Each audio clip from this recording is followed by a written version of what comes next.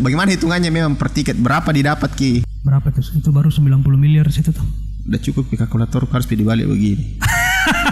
105 miliar. Apa gunanya dimiliki hak intelektual sementara hak ekonomi diambil? Ya itulah kapitalis.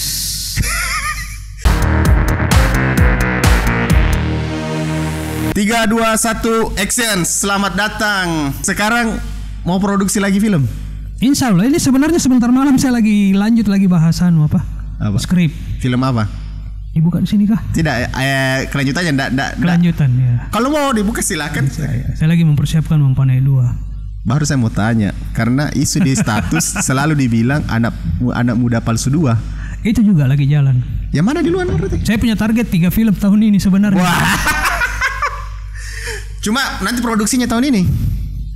Nggak tahu Mi, karena baru 2 minggu yang lalu saya ketemu sama investor. Cuman saya minta di kontraknya supaya jangan diikat sama waktu untuk produksi karena pandemi ini tidak pasti nih. Nah ini soal investor film. Banyak kawan investor film di Makassar. Kebetulan pemainnya masih sedikit, masih itu terus Ji. Apa kira-kira penyebabnya? Siapa tahu ada investor yang nonton ini tertarik begitu. Apalah Santa kira-kira menurut tekan kita ini dari kacamata produksi oke, kacamata bisnis juga ada. Iya. Apa kira-kira misalnya value yang bisa kita sampaikan sehingga bilang orang bagus juga di kita minimal rame-rame kita produksi inventory sebuah film. Kalau cuman mau cari investor gampang Ji. Kenapa bahkan gampang? Bosku yang di Kalimantan itu ya. Itu sudah siap. Cuma film itu tidak semudah yang dibayangkan orang. Bilang kok keluarkan uang sekian M untuk menanti misalnya 1 M keluar nanti kembali 3 M bahkan sampai 10 M. Tidak semudah yang dibayangkan orang. Effort setelah produksi itu yang kencang. Bagaimana kau bisa lobby di eksibitor bioskop supaya dapat layar, terus marketing promo juga ada sedikit ya. Nah itu ndak semudah yang dibayangkan orang kan banyak sekarang ikut-ikutan bikin film tapi tidak mau mengikuti proses susahnya itu. Yang setelah produksinya ini distribusinya bagaimana kita kasih jalan ini barang ke bioskop. Jadi bagaimana lobby-lobbynya dapat tanggalnya apa segala macam. Oh itu siapa yang lobby itu? Nah ini kebetulan ada kita punya eksekutif produser yang memang sudah punya koneksi bagus ke eksibitor toh. Oh itu yang dibilang eksekutif produser? Ya yang mengurus yang menjadi bridge lah, yang menjadi jembatan antara kita tim produksi sama investor dan ke eksibitor. Tapi benar kan enggak itu kalau investor film memang harus pernah mau kita terima orang yang pernah investasi di film karena beda katanya. Dia harus memahami resiko. Dia harus memahami resiko investasi film itu tidak seperti investasi di bisnis lain. Ya. Kalau bisnis lain kau investasi mungkin kau bisa harapkan kembali 20%, 10, 15 sampai 20%. Ya. Di film kau bisa untung sampai 1000%. Tapi ada resiko kau loss juga gitu. Habis sekali. Habis iya. Dan tidak ada memang aset bisa diambil kembali ketika habis. Harus kau berpikir seperti itu. Jadi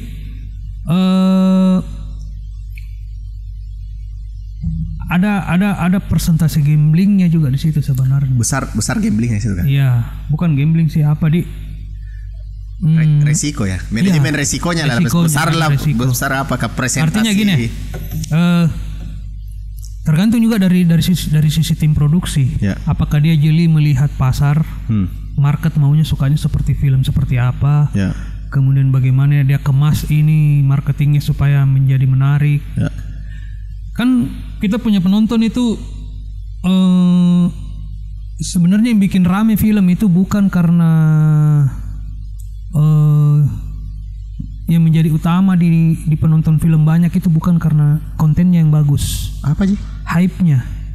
Penonton kita itu banyak yang penonton ikut-ikutan. Dia tidak merasa update, tidak merasa kekinian kalau dia tidak nonton itu barang. Iya, tapi harus ada pemancingnya kan itu. Ya, ada fase-fasenya. Nah, di situ misalnya bilang marketingnya harus bagus, promosinya tuh. Tapi menurut di Indonesia ada ndak jago marketing masalah film? Banyak. Kayak Warkop Reborn. Itu Warkop Reborn saya lihat penonton sampai 6 juta. Bagaimana tidak, Bos? Di dulu itu yang CK Maret di gelas kopinya itu mukanya. Makanya ada semua tuh. Gila tuh ini. Biaya promosinya dia 2 kali lipat daripada biaya berapa yang kita tahu itu. Yang saya dengar dia punya biaya produksinya itu enggak sampai 10. Enggak sampai 10. Tapi biaya promosinya sampai 15. Enggak sampai 10 biaya promosi, jadi sekitar taruhlah 25 M habis. Iya. Tapi kembali berapa kira-kira kalau kita hitung? 200 miliar. Dari mana bisa tahu? Bagaimana caranya begini? Sekarang ini kali gampang Mila 15.000 nak terima di situ bioskop tuh. 15 kali 6 juta. Ya orang film ini biasanya tahu bilang hitung begini. Nah ini kan nonton ini publik. Iya. Dia mau tahu bagaimana sih untung-untungnya itu. Siapa tahu ada investor nonton ki juga tuh. Bagaimana hitungannya memang per tiket berapa didapat ki? 50% dari harga penjualan tiket.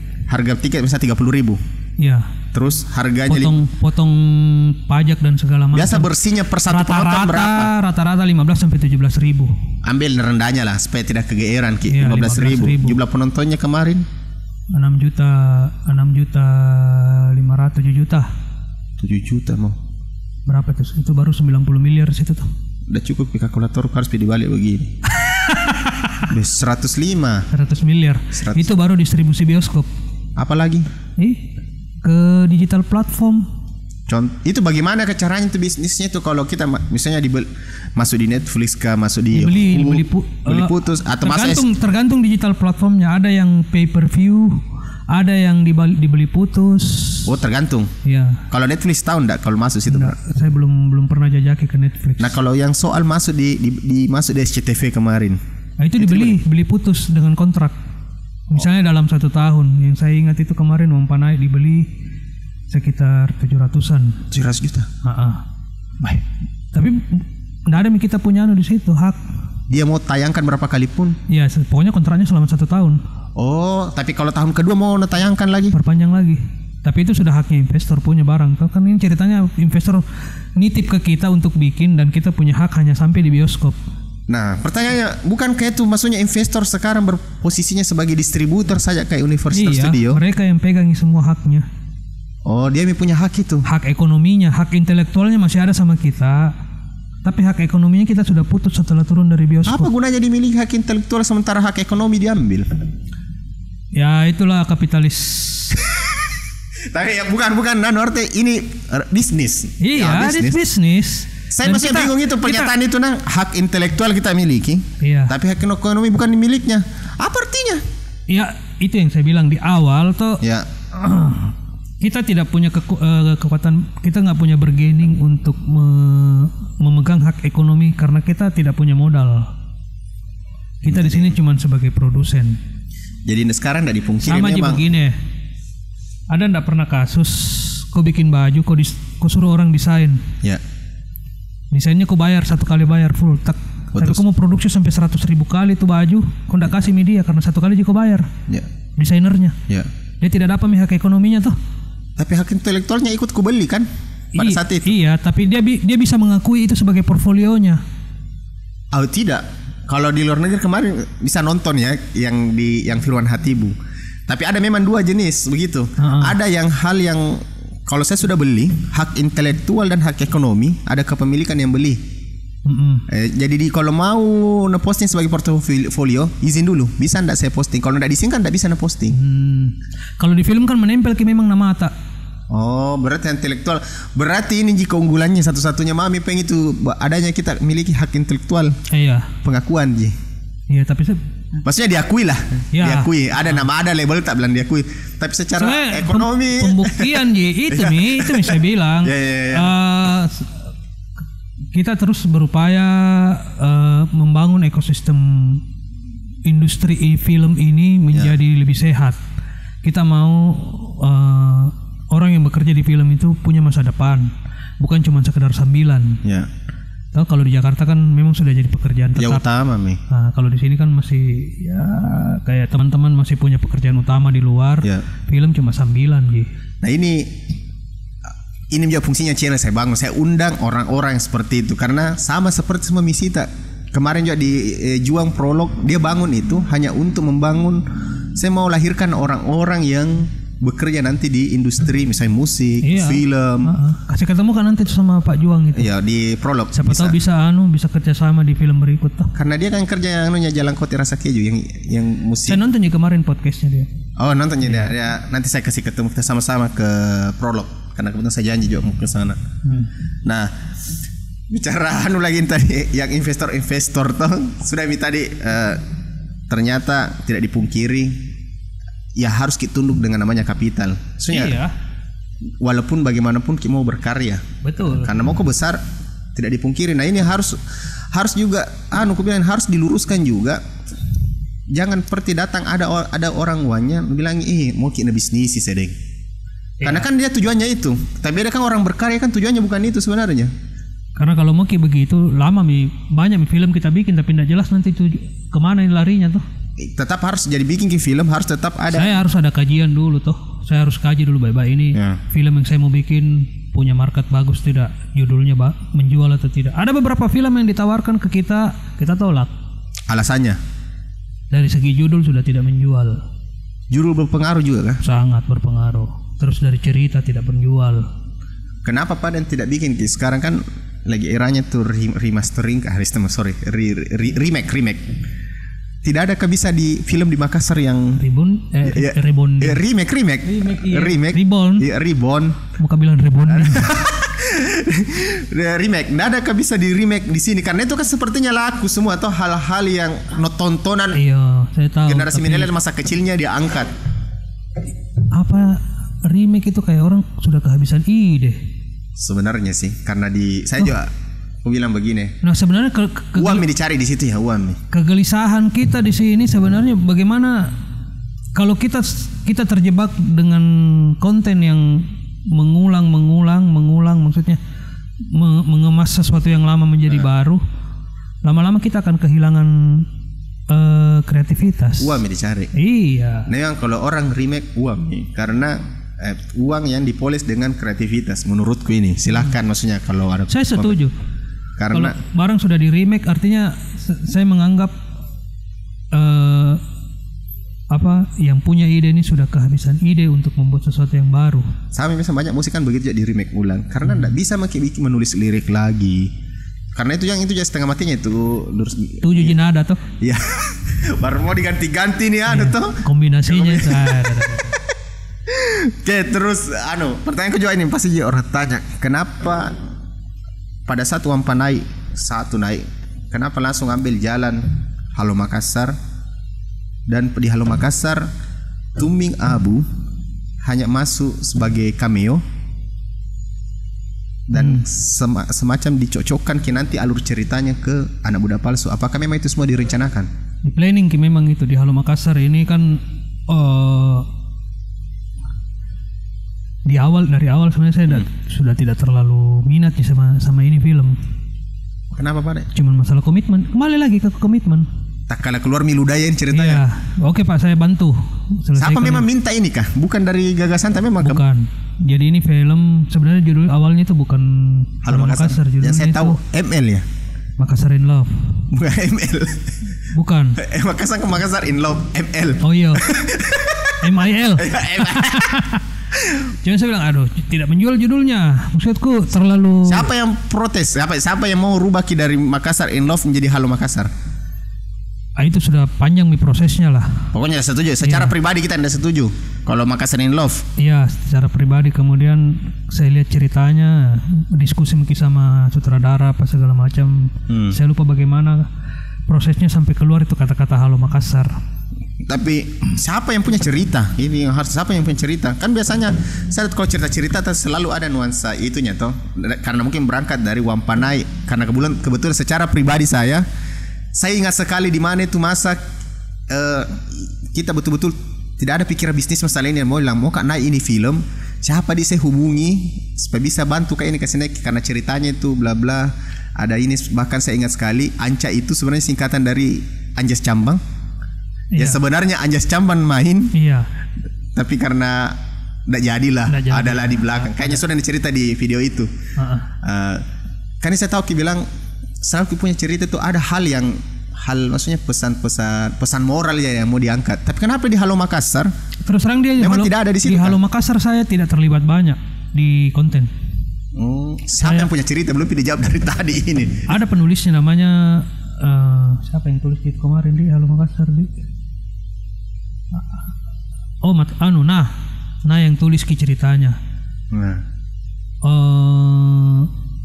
Ide ceritanya juga mengalir begitu saja. Saya tidak terlalu, maksudnya saya tidak terlalu banyak terlibat lah di konten waktu itu. Bukan dari situ Kak. Kenapa harus bilang betul-betul mau jalan Ki? Karena ditarget Ki. Begitu Mi. Betul itu. Harus selesaikan itu barang dan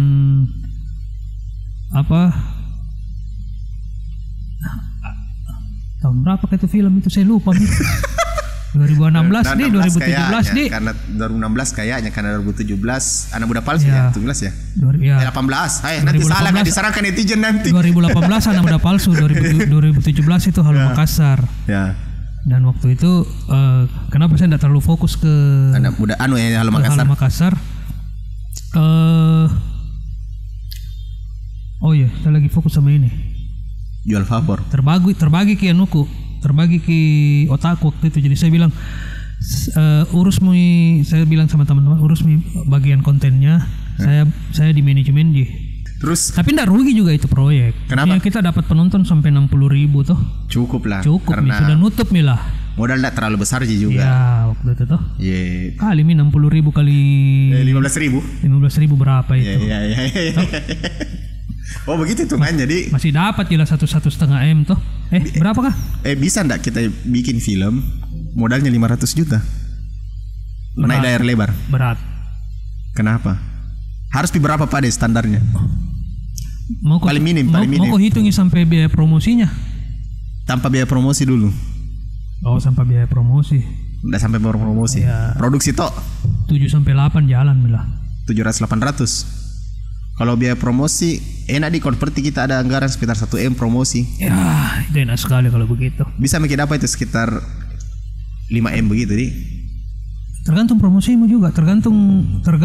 Makanya saya bilang film itu bagaimana kita mengajak orang nonton bukan karena mau nonton filmnya, tapi bagaimana dia harus menjadi bagian dari film itu. Maksudnya relate di hidupnya atau relate ke kehidupannya, terus kemudian semacam alat aktualisasi juga, bilang saya diakui teman-teman, ada status sosial sendiriku ketika saya sudah menonton film itu. Ya itu kan penonton kita kan banyak orang yang begini ya. Apa yang menjadi motivasi orang ke bioskop keluar uang untuk nonton? Biasanya beda-beda setiap umur kalau saya sih. Tapi kebanyakan itu adalah orang tidak mau ketinggalan. Iya sih, maksudnya kalau lagi tren kita lagi jadi istriku saja kalau seperti bilang ada tren begini pergi nonton. Dijatah mi waktu. Bukan karena bilang bagus. Tahu deh kalau saya sih bukan orang film, kami penikmat film kayak gitu. Saya selalu cari film yang lebih isi, makanya saya lebih suka film dokumenter. Sama.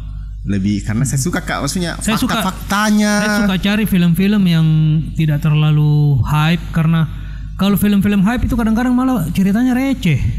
Maksudku enggak ada hal yang bisa saya ambil pelajaran. Ya itu makanya saya lebih senang kayak misalnya Netflix itu yang Roma itu hitam putih itu kan pasti kurang orang mau nonton itu Pak. Siapa mau tonton kayak begitu? Kalau udah terlalu Kak. Apalagi kita ini pembuat film tidak bisa dinikmati baik-baik film. Kenapa? Pasti kita cari sisi teknisnya. Oh iya deh. Penulis pasti melihat bagaimana dia bangun karakternya, di mana Ki masuk, kapan konfliknya dimulai, alur plot ceritanya, alurnya bagaimana, apa false victory-nya, bagaimana revivalnya, bagaimana klimaksnya. Itu pasti dia pikir kalau penonton. Nah ya, maka di film penting mana Pak dek? Teknis atau story-nya? Story. Kalau saya. Kalau secara pribadi nih. Story. Karena untuk dapatkan penonton banyak. Kalau untuk dapat penonton banyak, justru bukan di situ. Di mana lagi? Promosimu bagaimana? Bagaimana kau bisa bangun kini jadi sebuah sesuatu yang hype? Nonton kok filmnya bagus. Nontonlah filmnya Dilan lah. Ya. Itu kalau mau dilihat ceritanya deh, cerita receh sekali gitu, cerita tentang anak SMA. Cuman apa yang kasih hype ki? Gombal-gombalnya. Tapi lagi hype ki pada saat momentumnya itu dia dapat. Iya. Tapi kan Dilan 2 enggak terlaluan. Yang bukan siapa Melia.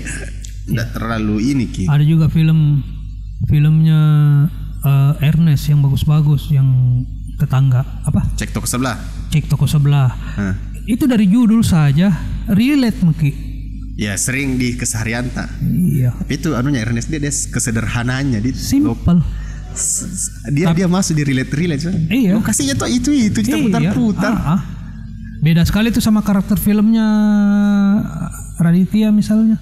Iya. Raditya lebih ke relate Raditya kan lebih ke kehidupan percintaan. Iya. Tapi ya ada juga aja yang terakhir kemarin yang kan bersamaan baku dekat dengan horornya itu film ininya yang siapa itu Prilia main. Iya, yang Target toh. Ya Target. Itu kan terlalu imajinatif gitu film, kayak fantasi begitu. Masuk ke sebuah pulau, mati satu orang, tapi kalau saya perhatikan lebih komedi ki. Tapi lebih bagus memang sekarang film yang saja, yang relate saja dengan kehidupan sehari-hari, terus di apa lagi dikemas sederhana. Kau nonton enggak? Anak Muda Palsu tidak? Anak Muda Palsu nonton. Anak Muda Palsu sama Wampanai. Kenapa? Lebih relate mana dengan kehidupanmu? Kalau momentumnya saya tuhnya tuh hari Wampanai karena pada saat saya tayang waktu di mana memang proses saya mau sedang melamar. Saya relate ke di ruangku momentumnya itu. Saya tidak tahu yang sebelumnya. Kalau anak-anak muda palsu tidak relate ki. Saya secara karena pernah aku ngekos. Saya ngekos ji, tapi tidak saya rasa bagaimana di. Oh kurang masuk ji anu. Mungkin karena saya di UMI ya, karena digambarkan situ di Unhas. Iya. Kayaknya kampus yang tergantung juga karena beda ki nom anunya. Bagaimana sih anak UMI ya? Environmentnya tuh ya. Empire-nya beda lah bagaimana, culture-nya anak UMI kos beda ki. Betul. Tidak mungkin kalau anak Unhas ketika lagunya dikumandangkan dia ingat kampusnya kembali. Kamu pasti berkelahi dua kampus ini. Coba maksudnya kalau di UMI pasti harus ada Iya. Itu enggak relate ki. Waktu kita ada demo, itu kan di situ tidak ada digambarkan masalah itu. Nah, mahasiswa yang ada di kampus UMI itu adalah kita terkesan dianggap mahasiswa kalau sudah demo. Itu dulu ya. Terus cari idealis itu kan yang ada di beda ki nuansanya. Iya, betul. Enggak. Kayaknya anak Unhas cocok, tapi kalau saya enggak relate Kak. Dipahami. Jadi nanti Anak Muda Palsu 2 tentang UMI ini saya bagusnya. Iya. Nggak tahu belum jelas nanti nih arahnya ke mana film. Karena UMI banyak bisa relate orang karena banyak kampus yang suka demo. Banyak apalagi sekarang di mana itu hilang ki demonstrasi itu. Bisa lah. Saya pernah ditawari itu bikin filmnya Amara. Jadi enggak jadi dia Nudi. Tapi saya enggak sensitif ki kalau saya juga kurang tertarik karena terlalu banyak mengorek luka lama itu enggak enak. Baru sensitif gitu isu karena lagi pula itu marketnya enggak ada. Orang-orang tertentu ya. Orang-orang Riolo aja mau nonton ki pasti. Anak-anak sekarang mana mau? Mana relate sama kehidupannya dia tuh? Kalau misalnya kita bilang orang terkenal gara-gara TikTok, mungkin relate untuk generasi Z nih. Betul. Generasi sekarang itu market sekarang itu kan cenderung ke market yang market yang semua instan. Kayak apa? Kalau lihat kondisi anak-anak sekarang itu. Ya, yang serba cepat. Ya, harus. Makanya penontonku ini kadang umur memang 25, orang-orang mau butuh pendalaman gitu. Ya. Selalu mau ada di ujung tapi tidak mau lewati proses. Oke, kita sudah coba bergeser ke film ini karena hampir mungkin 1 jam bahas film. Iya, potong saja. Kalau apa-apa biar orang nonton sampai habis.